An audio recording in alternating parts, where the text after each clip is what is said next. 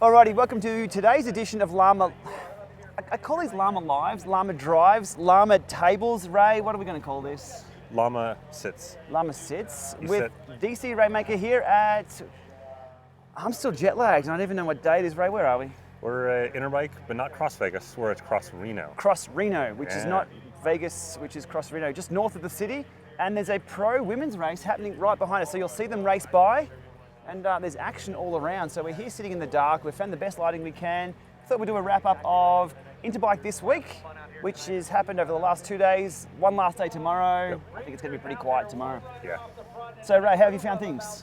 Good. I think it's a lot of like what we saw at Eurobike, and then a couple handful new things. And it kind of we talked at Eurobike. Like the whole idea there is that everything would announce at Eurobike in early July. Yep. But that was sort of a theoretical thing, and then what's happened is a lot of companies couldn't make that. Like I know both you and I had things that just didn't make the cut for Eurobike that we had to like scurry away and hide away at the last second, and now those things are showing up finally at Interbike, or at least some of them are anyways. Because Eurobike this year was 2 months earlier. Right, yeah, usually it's August 29th, 30th, give or take. Yeah, so these are usually pretty close, these two shows, yeah. This is also the first time Interbike is here at Reno. Like it's been in Vegas for a long ass time. Yeah. So it's interesting to see here. I think a lot of people have been asking like, what do you think of Interbike here in Reno? I think it's good. Like I think you got to separate it in two pieces. One is you got the outdoor demo piece, which is miles away, so much better than it was in Vegas. And no offense to anyone in Vegas. That was up in Truckee. Up in Truckee, Yep. North Star there at the resort ski area thing, and that was awesome. That was spot on, such a great location for it. Yeah, there's some minor issues they had with like lack of bikes and stuff kind of running out, but those are easy things Good for them problem to to have solve. is there's a lot of people up there wanting bikes rather than like empty bikes there, no one riding them. Yeah. So there was a few of your videos you put up, and the 5 things you did this weekend was all focused around that. I'll focus on that. and Awesome, just- links below to that one. Yeah, enjoying just like the outdoors of that is so much nicer than the outdoors of outside of Vegas. And again, they're beautiful places outside of Vegas, like Red Rock Canyon and stuff is awesome there, but where they held in Bootleg Canyon, I think it is the outdoor demo of the past, maybe nice on your own, but in an event setting, it was just a lot of like blowing dust and sand and all that. It wasn't ideal. Here was awesome. So I guess the show side of it, obviously it's way smaller. There's no question it's smaller than Eurobike, of course, but it's smaller than it's been in past for Interbikes as well. Right, okay, I said to Vaughn, because Veronica's over here, my wife, traveling with me in this, and being my assistant, I think, but I think she's the boss, so I'm being her assistant for this. And I said to her, like, the food area is, we can go and get a coffee. You don't have to line up. You can go and get dinner, and you don't. Eurobike, it's lines and lines and lines, but also the size of the hall, I think it's about 1/10 the size. Probably, yeah. It's pretty small. It's one hall, and Eurobike has 9 plus all the outside stuff. But I haven't mind it. You can actually walk up to people. Everyone's not so busy. It's got a good vibe. Yeah, and I think everyone, like from a manufacturer standpoint, a lot of companies pulled out and they weren't really sure what to make of it. And then there's been a number of companies that jump in at the last minute. So like I know Elite jumped in like 3 weeks ago, like just last minute sort of thing. And a couple of companies did as well and got booth space. And I think the vibe I'm hearing from everyone is they're optimistic for next year. Now keep in mind, Eurobike does shift back to the August 30th timeframe next year. Yep. So that may impact things, but I think this is a much better place. People enjoy it. Just logistically, it's so much easier to get around here in Vegas. Like it's just like the fact that I can drive straight up to the front of the convention center, park right there, not pay anything, go in, go back out again, go in, go. It's just so easy to get around here. It's Zipping so nice. around the city, you can get from one place to the other, and it's just there's space. Yep. So, yeah. It's nice. Good stuff. No, it's been good. Now on to the technical side of things and the product-wise. Yeah. So let's see. What do we want to start with first? Trainers. Let's go trainers. I put my trainer video out today because I ripped around and did every single little trainer there was that was on show, because there's also trainers. The R1 wasn't here, but we saw it a couple of days before. Yep. So your thoughts on the trainer? My thoughts are already up on the channel. Again, links below. Your thoughts on the trainer side of things? Yeah, I think, obviously a ton of trainers were announced at Eurobike, so this is like, I don't want to say sloppy seconds. This was leftovers for things that didn't make it to Eurobike that they tried really hard for. Here comes a race. Here comes a race. So you can see them just in the back there. This is actually a converted volleyball pit. I found out about this. So this is a volleyball pit that they've converted over to like a sand trap of sorts for the women. This looks just, I don't know if you can see it or not, but it looks absolutely miserable. I'm not going to lie. Like this, it just, they cruise through here and hit sludge.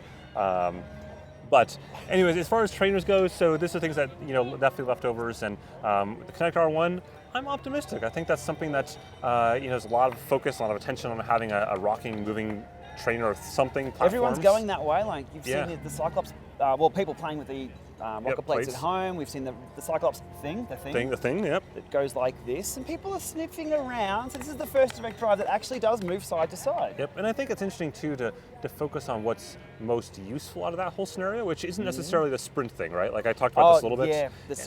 Yeah, and you've talked about this too. Like the sprint reactivity and all that isn't really ideal. It's not realistic. But what is really interesting is just the subtle movement that you get on the bike as you're riding the entire time. Yeah, so you haven't got your sit bones. Again, this is what I've said with the rocker plates. The sit bones aren't ground down in one static position. So you do get that little bit of movement like you do on the rollers. Yeah. And did you get a chance to try the rollers? Speaking of those rollers, the crown rollers, which did you see how? I saw your video.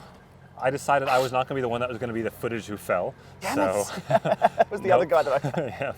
No, that looked cool though. That was super cool. I love when tech turns me on my head, because I love being I know I'm right here. I'm going to go over there and tell them that this is it's junk. Yep. I've jumped on and gone, I am so wrong. This is not fun. I love when tech does that. It proves me wrong, or this was just engineering and physics. Brilliant stuff.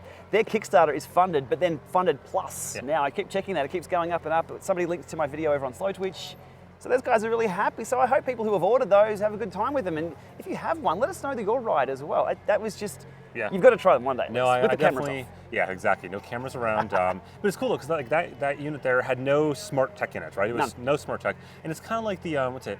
Omnium or whatever that. Feedback Sports, Omnium, they're everywhere here. They're here, they're everywhere here at the event. Like that's a super cool thing. And I've actually got one that I haven't played around with in a while, but like it's just simple. Like it works really well, and I think that's the kind of stuff that even though it's not necessarily like techie like you and I cover, it's one of those things that you're like, that's cool enough that I kind of wanted to go out of the way and talk about that a little bit, sort of thing. Yeah, I've done the Omnium for the resistance curve on it. I think I got up to like 300 watts, 350 sustained. So the thing can actually put out some resistance on that power. So it's pretty cool. I want to see them come out with a smart version though, so you can get some. But I mean, nice. Packing erg and interactiveness into that small.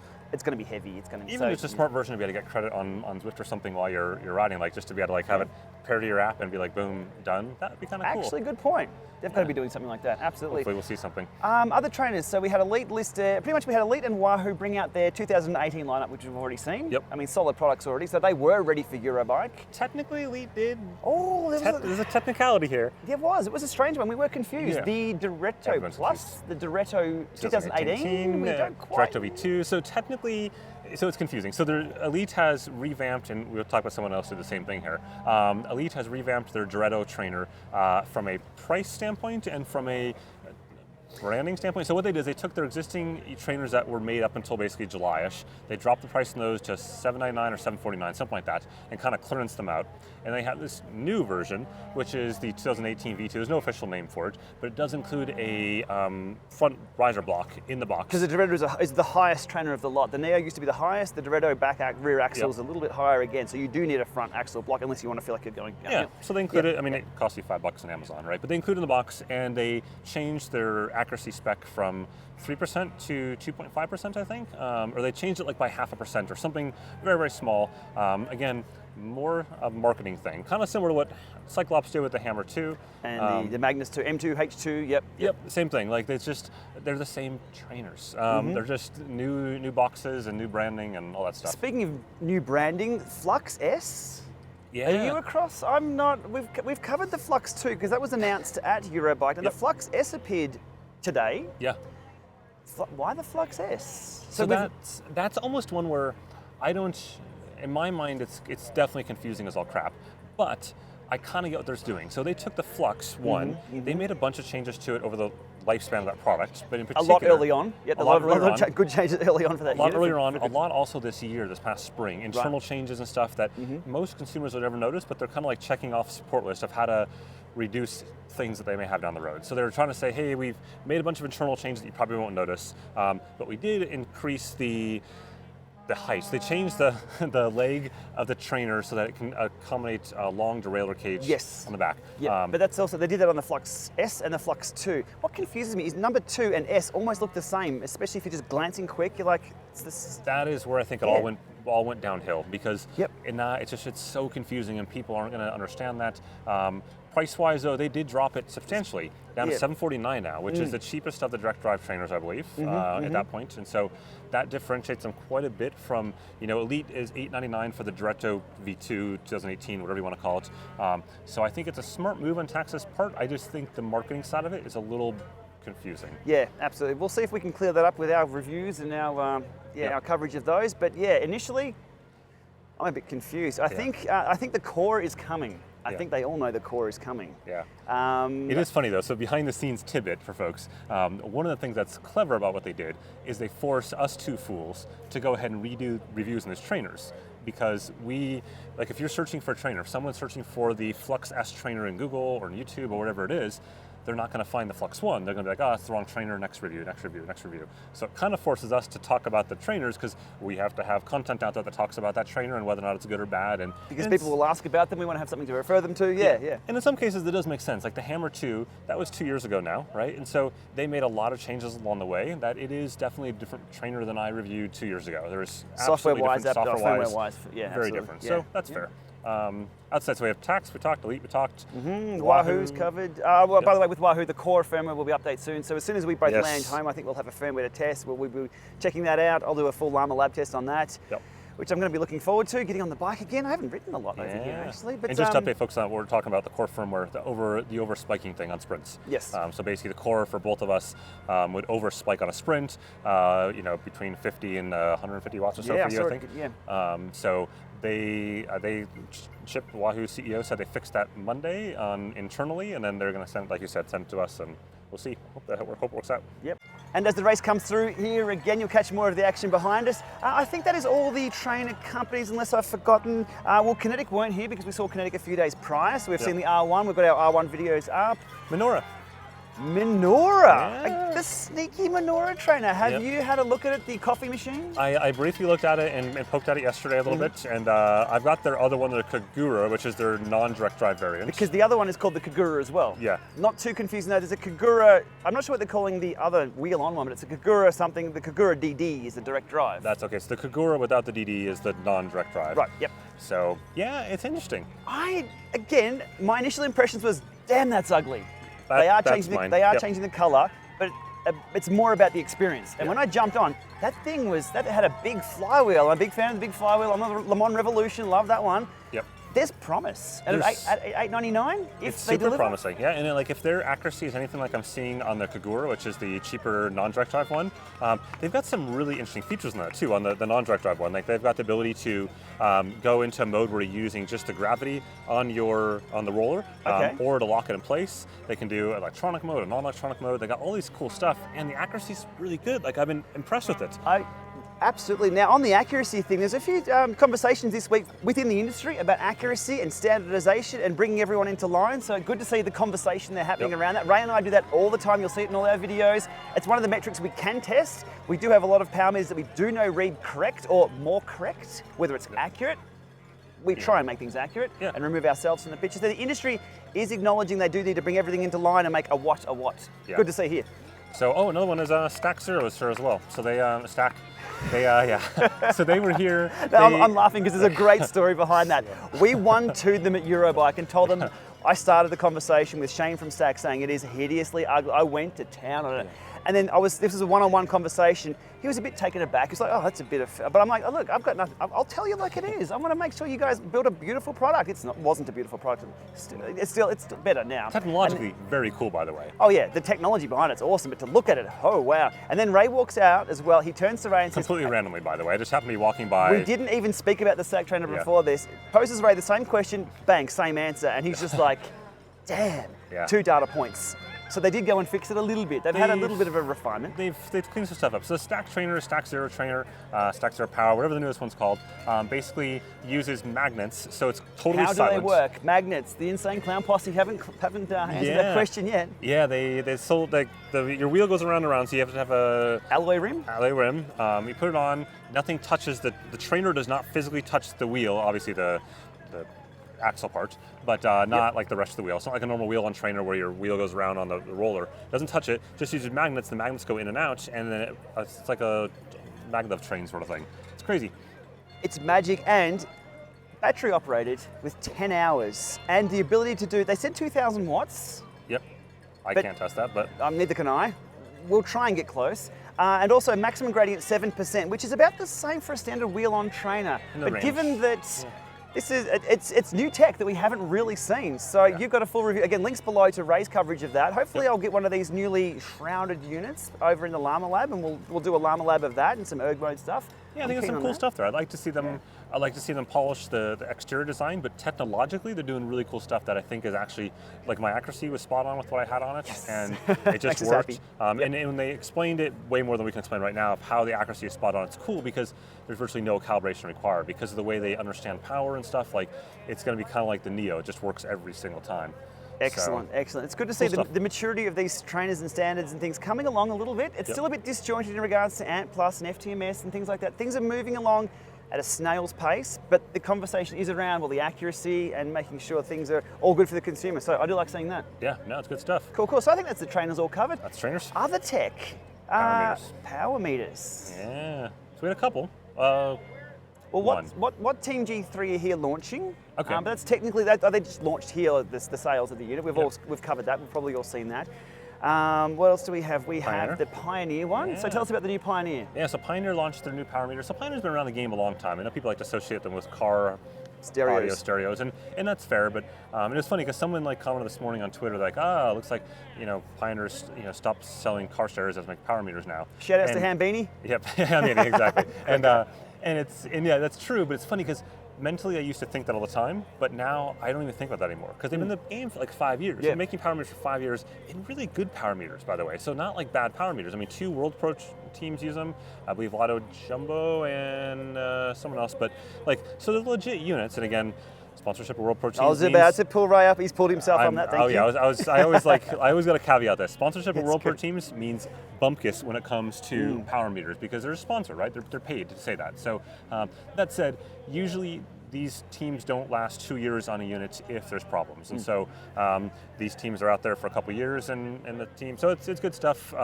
Anyways, what the new stuff is they've taken the unit, which was only ANT Plus in the past and private ANT, and they went ahead and added Bluetooth Smart compatibility to it. They also increased the waterproofiness, so now you can use a water pressure sprayer thing. They had one on the stand there. There wasn't a lot at Eurobike, there's a lot of fancy stands and fancy things. There's not a lot of gimmicks, but that was one here at Interbike this year. They had a water hose pointing at the thing. It was a little more fountainy than it was sprayer. Yeah, it almost needed a little Coke dispenser and some new drinks out of it. It wasn't really jetting water into it, but it was good to see. But it wasn't also operational, so it could have been a dummy unit. It was a bit of eye candy though. But okay, they're talking about that though, so people will test that. Yep, so that's cool. They got that out there. That's refreshing all their units, and they're doing some other kind of cool stuff in the background that I talked about in the video and the post and stuff.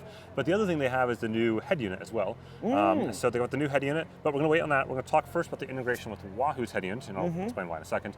So in the past, Pioneer's actually had 2 versions of ANT. They've had ANT Plus for power, that's compatible with everything, and they had Private ANT, which was only compatible with their existing head unit, but it showed a bunch of advanced pedaling metrics. And so a higher frequency or something like that within the, Yeah, they measure 384 times per revolution of your position and all that kind of stuff. And so that was something that you could only get if you had their head unit, and their head unit was pretty crappy. One thing I did notice, diving into data, you could see people using those head units on Strava because the speed would be sawtoothed. I don't know what it was, the GPS, I'm not sure what it was, but I knew they were using the Pioneer head unit because it was jumping. It wasn't ideal, it was a bit fugly. Yeah. Yeah, so it was always fugly, but technologically they did some cool stuff there. But the problem is if you want that advanced data, you had to go with the Pioneer head unit, and most people didn't. So they partnered with Wahoo now, and on the Bolt and Element, all the way back to any version of Bolt and Element, and any version of Pioneer power meter. So even back 5 years ago, you can now feed that data into Wahoo, and then get that data off to their site and other sites, whatever you want, the normal stuff, so you don't have to use a Pioneer head unit. Or you can use their new head unit, which is what they announced yesterday. That was a strange one. They've integrated with the Elements and Bolts and introduced their own head unit. So they're working with the competition and being the competition. Bit of a strange one. Any reason behind that? I think they're looking at some... Oh, so close. Almost made it all the way through. So the cheering is if you can make it all the way through or not. And so, some people are, the smart ones are probably just running and the other ones are just struggling. But it's really interesting. So they partnered with Wahoo on that, and at the same time released a new head unit that looks a hell of a lot like a Bolt. It has the same buttons, it had the same sort of shape. It looks quite nice. Same exterior Bolt, 100% definitely not interior Bolt though. I talked to Wahoo about that and Pioneer, and you can even just see it from using the unit. Like it is, the Pioneer new unit is 100% Japanese through and through. versus the Bolt. But the companies are working close together. They're doing a lot more integration, a lot more collaboration. I think we'll see that go somewhere in the future. But for now, it's definitely a step up. As for Pioneer's new head unit, it's got GPS, it's color screen, not touchscreen, but buttons, which is great. It's got Strava segment, it's got routing, navigation, all that kind of jazz. It's got some kind of interesting little tidbit features behind it too, like little rebroadcast ANT Plus power as Bluetooth Smart. So if you have an old Pioneer head unit, or sorry, old Pioneer power meter, it's ANT Plus, you can now feed that through that head unit and rebroadcast it out as Bluetooth Smart to Zwift or whatever app you want. Apple TV. I'm all about the Bluetooth connectivity or the Bluetooth profile because the Apple TV issue. A lot of people are coming up against that now coming into trainer season because on something like a Kicker, you've got power, you've got controllable trainer, you've got one Bluetooth profile left to use. Cadence or heart rate, people have to choose which one. So the rebroadcast of things through the same. Yep, cool. That's cool. They're also doing some stuff where they, if they have the group tracking, which everyone else has too, but in the group tracking, they will even show your buddy's actual wattages and metrics in real time. So you can find out how much your buddy is or isn't putting out at that point in time. You'd want it in watts per kilo because, I mean, if you're putting out 400 watts, we weigh different things. So that's equivalent to, it's all different, but okay, cool. Yeah. So, and there's a couple other random things, but I mean, good A for effort on that. It'll be interesting to see where that goes in general. You know, a lot of times the Pioneer head units tend to be bundled with the power meters for like good deals. So that's something to keep in mind that while it is priced at $359, which isn't a bad price, it's not a great price. It's kind of like so-so price. A lot of times there are bundle deals where you can get like the whole kit for $1,000, including a dual-sided power meter, which then makes it a very compelling option. So, other power meters. 4i? 4i's they were here. I don't know if did they do like a new thing or just kind of a refreshy thing. I think it was more of a because the podium. The podium was held off a little bit, the rechargeable version. Right, yeah. But I think they're now, they love their carbon, they're now doing carbon versions of that on mountain bikes. Now I haven't not across it because again, I don't have a mountain bike. So they were here on that. I also grabbed a Viva heart rate strap. Now they're quite old in tech. But I will be covering the Viva heart rate strap as a solution for a bridge, again, for that Bluetooth profile thing for Apple TV. If you're using, Zwift or anything that connects to Apple TV, you're going to have that limitation. So the Viva was here, that's still and I feel bad for the Viva because in some ways, the Viva is probably the coolest heart rate strap out there. Like the amount of tech they have in that is astounding, and they don't really get any street cred for it at all, which is too bad. Because like, it's got rebroadcasting, so you can channel anything ANT Plus through it to Bluetooth Smart. You can do store data files on it. Like there's crazy cool stuff in it. It just gets no love. Yeah, so they're their power meter as well. So the Precision. Oh, I actually don't know the name of that one. It's the Precision Podium Pro. Right. Okay. Triple P. The P's. I said the other day they were going to be called the 4 P's rather than the 4 I's. Yes. Other things. It's a little bit thin here on the technical side of things. Anything else on our list? Nope, we saw like on the head unit side, stages getting a little bit closer on their units. We did see those, we dropped over today, and what I found, and you would have found the same as well, indoors, it's very hard to film the, almost through. It's very hard to film the stages screens for good reasons because they're so bright. So the contrast of colors, which is awesome in person, because a lot of screens, not to name names, but actually everyone else, if you look down at a screen, you've got the grey road or the dark road and on a monochrome grey screen. And so instinctively you just you have to scan, there it is. Especially in a race, if you're like absolutely on the limit. Those things are super bright and super colourful, so you're going to lock down into them. So I'm keen to get one on the front of the bike, and they look like they're very close. Yeah, they're getting closer. I think they're talking right now probably November-ish, maybe late November-ish for shipping, some of the time frame. So a little bit further than they want to be behind, but they're moving along, and it'll be interesting to see there. As you noted though, it's going to be a challenge for both of us, taking photos and video of that. Like I probably shot 25 shots, just trying to find one shot that was functional to take. It was rough.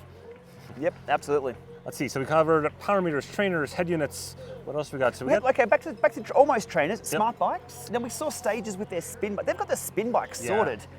Veronica was on there today on the spin bike, and she liked it. It was rock solid. She was on the Peloton bike as well the other week, and I said, to compare those two, she liked the Stages bike better. I think Stages need to go to a smart bike and give us some gears. That'd be nice. On the tack side of things, the smart bike is getting a little closer. But also sliding away too, though.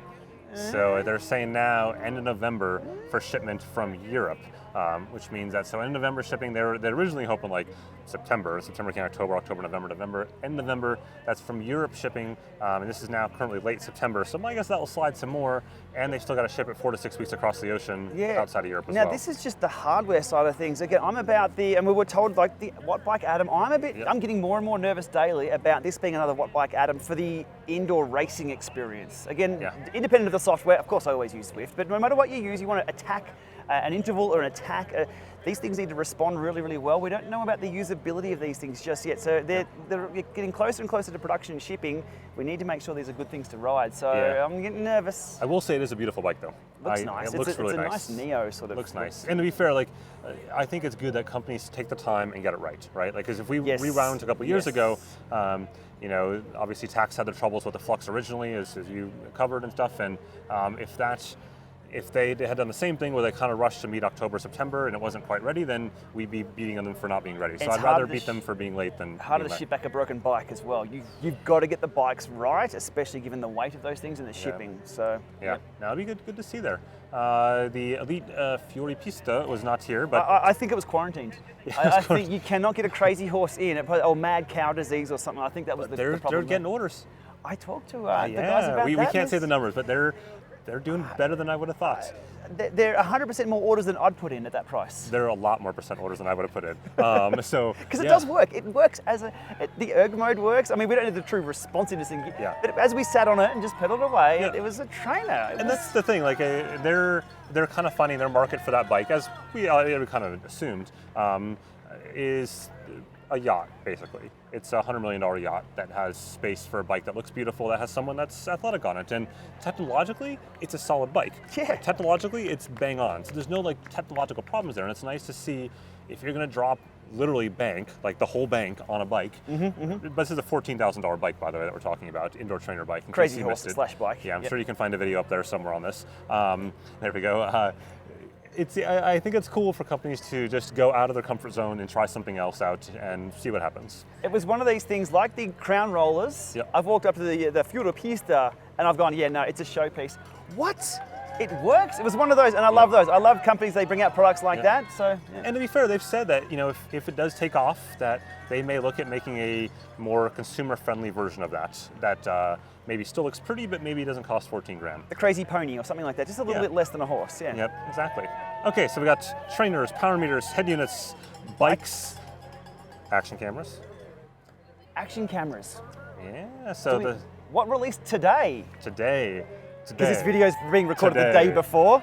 Today, the new Tell us GoPro, about what coming out today. Yeah, the GoPro Hero 7 released today. Damn it, now Ray, just quickly, every time I catch up with you, first time we met at Tour Down Under, Ray's like, no, get the other GoPro. Okay, Ray, because there was new features in it, so I went down and bought the new GoPro. This year, Ray's like, no, not the 5, go get the 6. Down to the store, get the GoPro. Ray, we've caught up here at Interbike, and you're telling me to go get the GoPro 7. So it's I don't know if I would upgrade necessarily from a 6 to a 7. Okay. Just because it's the same chipset. So behind the scenes, it's the same. Oh, is she gonna make it? Oh, so close. I hope that's coming through okay. So the Hero 7 is based on the same chipset that GoPro GP1, as well as the image sensor of the Hero 6. What they did is they added an extra gig of RAM to it, which gave them a ton of flexibility for essentially doing cool stuff behind the scenes. So the idea that they can go ahead and do, like, they have a new hyperlapse mode, it's called Time Warp, and it makes things like buttery, silky smooth stabilization. I've seen some of the footage, and I'll link below to Ray's coverage of this as well. It's a video is going to be brilliant on this. It's some of the quality stuff there, like they increase stabilization as well quite a bit. And you know, GoPro's marketing is gimbal-like stabilization. Let's not get crazy. But it's really, really good. Like it's definitely better. It's clearly noticeably better. Microphone's been fixed as well. Oh, so that's, hallelujah! Yeah. That's now, you don't hear that weird like tunnel distortion sound anymore. So that's really solid. But yeah, there's a lot of little changes, a lot of other kind of behind the scenes changes. And there's 3 versions. 3 versions. Yeah. So just to spread things out, is there a GoPro 7S and a GoPro 7S 2? Is there a? There is so the GoPro Hero 7 Black. It's at $399. GoPro Hero 7. That's the top. That's the top one. Yep. Okay. Yep. The GoPro Hero 7 Silver. That's the middle at $299. And the GoPro Hero 7 White at $199 at the bottom. Narwhal version. The Narwhal version, yes. Without the front screen? Without the front screens or changeable batteries. So the 2 base versions are also no swappable batteries, as I discovered this afternoon. I've only had the black until this afternoon, and then I was able to like start playing the other ones. And I went to go change the batteries out to because they go flat quite often. I mean, we record quite a lot. Okay, that's a no-show go for me on the bottom 2. So I'll be paying for the 7. Yeah, it's an interesting move. Like that's basically them trying to push up sales to the Hero 7 Black. I think that's a mistake, quite frankly. I think the whole idea is that GoPros or action cameras should be getting cheaper. That's what people are finding appealing, and so I'm not sure I don't know. I think that's a tough maneuver. But Yeah, the no. 7 Black I love. I'm liking it a lot. It's producing great stuff. Great photos, actually. That's probably the biggest thing for me. Right. Is I use my GoPro a lot for photos, for Instagram, for whatever. And in the past, like HDR, it would ghost a little bit if I try to use that. And now they do some funky, cool stuff behind the scenes and no more ghosting. So I can do fast-moving, really crisp, really vibrant photos. Kind of cool. Awesome. Well, I guess like a lot of people, anything Ray says is good and goes, their money goes down. And I've Sorry, done that man. for the last. I've done that for the last. It was the Session 5, the Hero 5 to 6, and I'll be going to get the 7 because I use all my bike footage is on the GoPros. It's the ecosystem that I have. It's sort of like being an Apple fanboy, I guess, as well. So they just seem to work. GoPro's not the golden child anymore, but I guess let's see how they go with that. Yeah, they're trying to get back into it. I think we'll see. Yeah, awesome. All right, I think that's about it for the technology side of things and our experience side of things. So again, links below to all our content. There's a few videos coming up even after we leave the show because there's a ton of stuff that we want to run and grab. Definitely. What's up next, Ray? I think this is the Eurobike's done, Interbike's done. Whew. Yeah, it's still wearable season. Still a little bit of wearable season for me. So I still got some things coming up in the last little while here. Yep. So that'll continue for a couple more weeks, I think. And plus Symposium? And plus Symposium in 10 days or whatever. So okay. You're hanging around? Or? Yeah, I'm going to go back and forth. I'm going to go back across the pond and back again to Calgary for that. But yeah, that'll be, I wouldn't expect, maybe there's some announcements there. I wouldn't expect anything functionally out of AMP Plus Symposium from a consumer standpoint. Sometimes things will be timed to that same time frame just by pure dumb luck. Right. So I'd expect some stuff in that time frame, but AMP Plus Symposium is good. It's like a good industry behind the scenes thing to find out stuff. Keynote from last year is brilliant. Are you keynoting again? I am keynote again. Excellent. I will link below to that as soon as it's up in 11 days or 12 days. Roughly, yeah. Awesome. Good stuff.